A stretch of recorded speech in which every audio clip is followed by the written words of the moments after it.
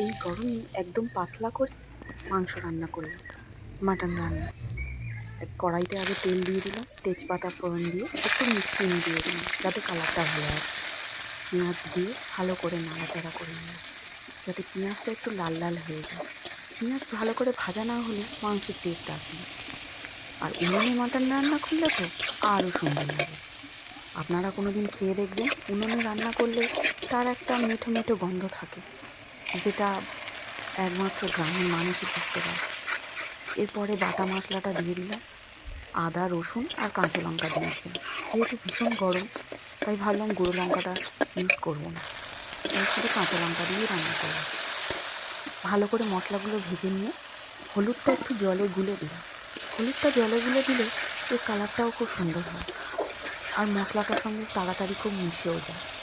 এরপরে পরিমাণ মতো নুন আর সামান্য একটু জল দিয়ে ভালো করে নাড়াচাড়া করলাম যাতে মশলাটা কড়াইতে লেগে না যায়।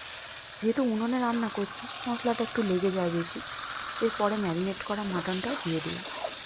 এর মধ্যে একটু টক দই, কাঁচা সর্ষের তেল আর নুন আর হলুদ দিয়ে ম্যারিনেট করে রেখেছিলাম ০.৫ ঘন্টা মতো। আপনারা চাইলে আর একটু বেশিক্ষণ ম্যারিনেট করে রাখতে পারেন, আমি ০.৫ ঘন্টাই রেখেছিলাম। আর যেহেতু উনুনে রান্না করছি একটু ধীরে ধীরে রান্না করব, আরও ভালো লাগবে। বাই।